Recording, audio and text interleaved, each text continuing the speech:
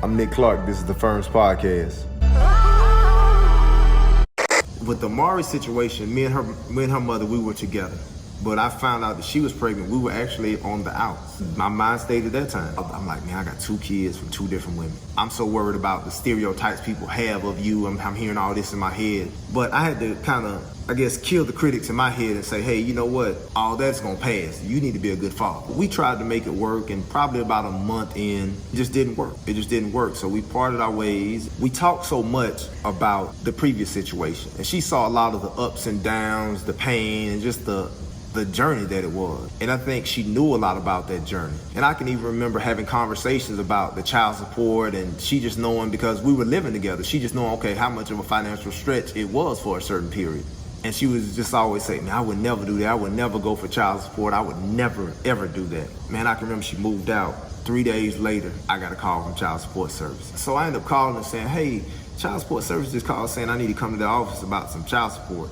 She said, well, Nick, I didn't know if you were going to take care of your baby, so I just had to do what I had to do. If you felt like I wasn't going to take care of my child, why would you even have a second child? Why would you even have a child with me? And I said, but what's crazy about that is I just paid for daycare because we had just signed Amari for daycare, and I gave you some money that same day. I'd been down this road before, so I kind of knew what I had to do again. So I ended up reaching back out to my attorney that I've used, Ms. Melanie Thompson, kind of told her the situation. So I'm back in court again. I kind of knew the ropes because I'd been through it. You just never know what's going to happen when you go into the courtroom. Her mother wanted $1,200 a month for Amari. How am I going to pay this for real? The judge told her the amount that they were requesting would cause an economic hardship. That's kind of how he deemed it as, because he felt like $1,200 a month was just too much for someone to have to pay with my salary. I think at that time, I was probably doing about $45,000 a year, I think, maybe at that time. We ended up bringing it down till about $600 as well. So he settled at $600 too. I'm going back through the same emotions that I went through the first time. Like, how do I survive? How do I make this happen? How do I provide an environment for my girls to where they're stable and I'm stable and I have a place where when they come over, they feel like home? One of the hardest parts when you're a dad, man, is when your kids come over. And say, for instance, if child support is financially just draining you, you can't do some of the things you would like to do. And that's hard, because your kids may come over and you may say, okay, hey, I got a roommate. Some people, I've known some people that have a roommate because they're just trying to find a way to maintain some decent standard of living. But then your kids come over and they may have to share a room, or you guys are all in one room. So that's a real battle, man, that fathers battle with, or just, I'm not going to say fathers, or people on child support battle with, because now you're limited.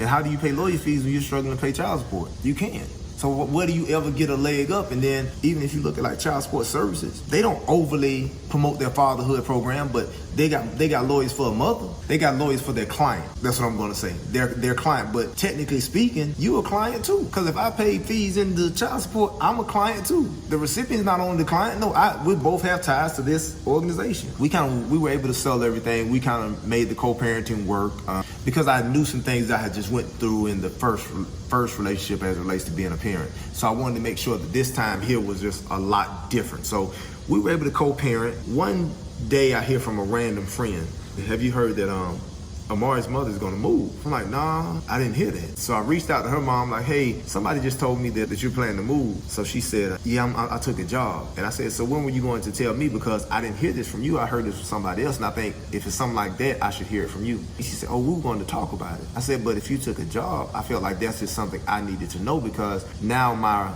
visitation and everything was going to change as it related to my daughter. Kind of explained to her how I felt about the move and kind of my stance on it. But I told her I would support the move, or I would be okay with the move if it was a better situation for her and my daughter.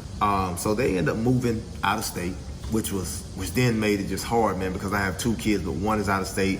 But again, I'm paying child support, so I can't travel as much as I want to. Like, I want to see my kid every weekend, but now I'm having to say, okay, every 2 months, every 3 months, I'll come get her for maybe a weekend, or she'll come stay with me on the extended holidays. So that was just different, man. But we made it work, and she would come stay with me for the summer. So we made it happen, but it was just a change because it was something that I was not used to. After a while, the move went fine. Everything was cool. They were just living up there, and I kind of got to the point to where I had find myself being at peace with my daughter lives out of state. I have one daughter in Atlanta. I have one daughter that lives out of state. One of the hardest things to do is to separate your child away from you, man, when you just really want to be there. Only thing I just asked on my end was, please make sure that we have a standard schedule that we can maintain. And I'll make sure I do everything on my end to make sure I meet that obligation.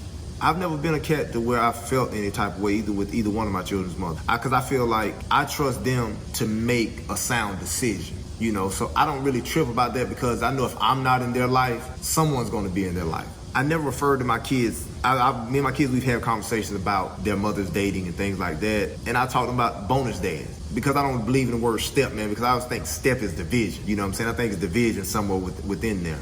So that's kind of my mindset on, because I look at them inheriting another man in life as a plus. So now, even though we're not together, you think they gain 4 parents instead of 2, you know?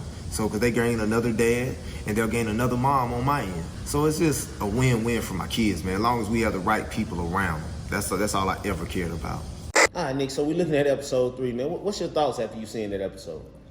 Man, episode 3 is, it's crazy, man. It's still kind of surreal because I still can't believe a lot of things that transpired in the episode. So I'm still kind of, feel like I'm still in a dream. You know, I feel like I'm still in a dream. That's all I can say. Yeah. Because I don't think I've woke up from that one yet. I still smile every time I think about it. You know, and it's not even just episode 3. It's kind of like the whole journey. Right. You know, this whole journey just has me smiling, man, because it's came a long way from the beginning to now. I still have a long way to go. Man, something that stuck out to me was, you talked about how, I guess, the mother of your child left. You had all these conversations about child support not coming into the picture. Mm-hmm. She leaves 3 days later, there's child support.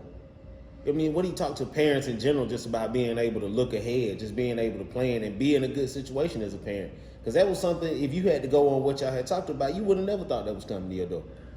Oh, no, I didn't. Honestly, I didn't think it was coming because, bro, we were, like I said, I think in the previous situation, me and Peyton's mother were never together. In this situation, we were together. So you saw a lot of the trials and tribulations with it, and just having those conversations about it. It was kind of shocking to me and caught me off guard because I would have never expected it. Right. You know, but I mean, it was what it was, but I just would have never expected it. Mm-hmm. You know, because I think we had talked about it. It's like, hey, I would never do this. Then that happens, like, whoa, that was left field. But I mean, it was what it was, man. I think she had to do what she felt like was best for her. I think what bothered me, and that's why I said, even, why would you have a child with me if you didn't think I was going to take care of my child? Right. You know, but I think it may be one of those type of things where, like, hey, I want to make sure I'm getting what the other mothers get. Right. And that comes into play, and I don't think that's even cool sometimes. If you just guys have a great co-parenting relationship, that's bigger than that dollar amount again. Yeah. Because you can't buy that, man. A great co-parent relationship is worth more than any amount of money. Because I think if you guys have a great co-parent relationship, the money's going to fall in place because you guys can communicate through that and work through those issues. Right. So I mean, how important was it, man, that you were able to just check your ego at the door? And the only reason I say that is because you also talked about there being other people around your daughter. Like in those gaps when you're not there, some people they have a real struggle with other people being around their kids. And I don't know if it's a genuine issue of another person being around the kid, or if that's that person saying, well, it's not me, ain't nobody gonna be around my kid. You know what, man? I think that's selfish, though. I think it's selfish. I never had an ego about it because I always felt like if I'm not gonna be with their mothers, somebody's gonna be with them. Right. Only thing I've just ever asked, and I think this is probably what they want from me, you just make sure you pick the right. They're trusting my judgment, like I trust their judgment. Right. Don't have anyone around my kid that you don't feel comfortable with, you know, and vice versa. You know, so that's just how I move and what I think about the whole situation. But see, I'm cut from a different cloth too, because I'm the type to where if I'm dating a woman and she has children, I want to meet their father, because I want to let this brother know, hey man, I'm around your child. Because I think that's what men do. I'm not a little boy in the sense of, oh man, I ain't meeting him. Man, I don't care to meet him. That's your dude. No, I want to meet this brother so I can let him know, hey man, I'm such and such. Hey, I'm Amari's dad, I'm Peyton's dad, so you'll know. Right. And if you need anything, hey sir, feel free to reach out to me. This is my phone number. Right. Just in case, because you never know. I don't want to hold a grudge with his brother based upon something I don't know nothing about. So I've never worried about that, man. I just want that's their call who they date in their life. That's their call on whatever they choose to do. Now, if it endangers my child, then I step in. Yeah. But outside of that, excuse me, that has nothing to do with me. So I don't, again, I've never worried about that. We never even had conversations about that because it doesn't pertain to me. Yeah. I mean, it does, but it doesn't. You know, like I you. said, they date who they want to date. I got you. And so I think it's important that we take a second right here to just kind of put this in perspective for people, right? Some people they don't know you personally. They may be seeing the podcast for the first time. So we're looking at your journey. Your perspective is from a father. So if it sounds like we geared towards the fathers, that's because that's your perspective. But even let's just talk about for a second the mothers out there. Like we talking about this child support and how heavy it is on your journey. But for the mothers out there, and they need that child support. There is no father there who's trying to be present and be active. What do you say to them as they go through this process about having their ducks in a row and being prepared to, go walk this journey? What you mean walk the journey in the sense of? It's like child support. They're pursuing child support, and they may hear all types of negative things, but they need child support. They need that financial support because the father of the child may not be there, right? And the only reason I say that is because I'm trying to make sure that people understand that we're being inclusive in this, and any exclusivity is only based on your journey. Yeah, Your perspective. You're a father. You only know how to talk to it from the father's perspective. Yeah. But I know that in your work and in your past role, you've helped some mothers through this situation. So for the moms who may be trying to navigate getting child support for an absent father, what you have any advice or words of wisdom for them? Well, my thing is, if you need the support, definitely seek the support because it's hard raising a child. And I don't think no one should be thrust in the role of raising a child by themselves because they did not create this child alone. Right. So therefore, if we all have, they have, or those two parties have a role to play in this relationship. Because if I have a child with someone, I got my role I got to play and I'm responsible for that. And they're expecting me to hold their end of the bargain. Because if both of us, drop the ball, that affects their child. Right. So we have a job to do, so we have to make sure we're doing that. So I'm not going to never tell a mother not to pursue child support if that's what she needs. Right. I think the only times it becomes an issue with me, or even just a person to pursue child support, is when it's like done out of spite. There you go. You know what I'm saying? If it's done for necessity, that's a different ball game. And you can't run around here as a brother calling her all type of names and talking bad about her because she's doing something that you're not stepping up to the plate and do. Right. And sometimes that's what brothers do. We want to get mad and call out her name and do all this and that and the third. But she got to take care of her child. So what do you expect for her to do? Either you're going to step up to the plate or she's going to have to find somebody to make you step up to the plate, or he or whoever's going to have to find you somebody to find some type of way for you to step up to the plate. Right. And you hate to get other people involved in your business, but sometimes you guys just can't handle it. So there goes child support again. If you can't co-parent and effectively communicate, what am I left to do now? I have to bring a mediator in to iron out some things. Absolutely. So they can get some things settled so I can know, okay, you know what? I'm going to receive this amount of money a month from your mother or your father from the other parent. So I know kind of what I need to cover and what they're going, and what I need to offset. Man. But I think we don't want to, definitely, like I said, it's not a bad thing. And I don't want to sit up here and make it like, again, we're just bashing people or something like that. No, we're speaking from, I'm glad you said it, from a father's perspective. Right. And some of this is more just for men to hear and to help them be better and to understand some things too. Like, hey, bro, she doesn't put you on child support because she's trying to be messy. Sometimes they want you to step up to the plate because maybe she's been patient with you for years. I know some people who've been working with brothers for years and they still hadn't done nothing. Yeah. So it's like, okay, now you forcing my hand. Yeah. I got to get some help because I'm struggling and it's not fair for your child. Yeah. I think what you just led to is a perfect segue to my personal perspective on it. And that's simply, sometimes brothers just need an opportunity to get themselves together, right? Like when a child is instantly born, it's something innately inside of mothers. They immediately become mom, right? Because they had 9 months to prepare. They felt that pain.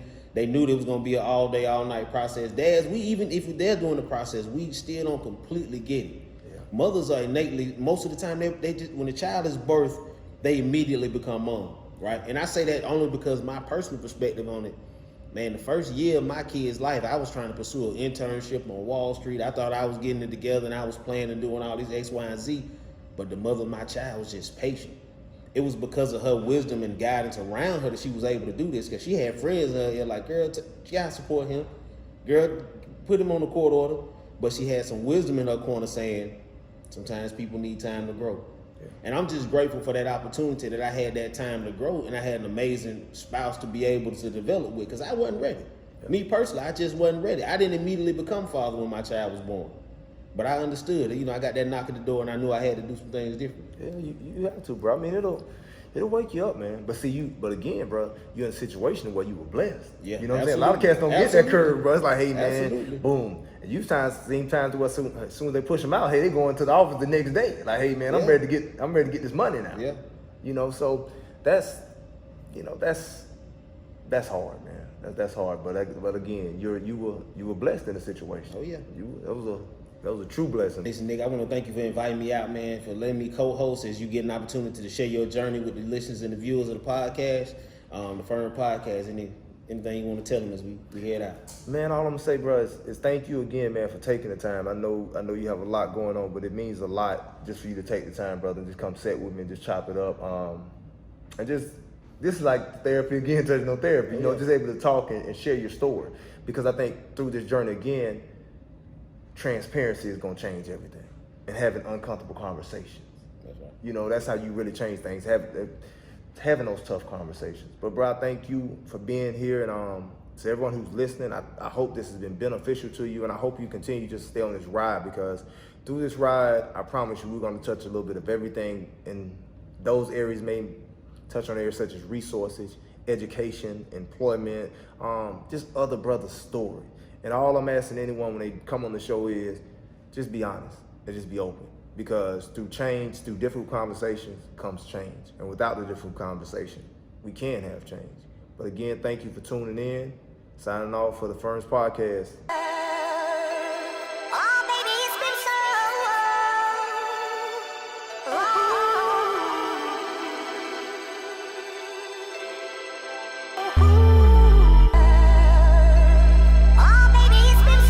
I'm Nick Clark. This is the Firms Podcast.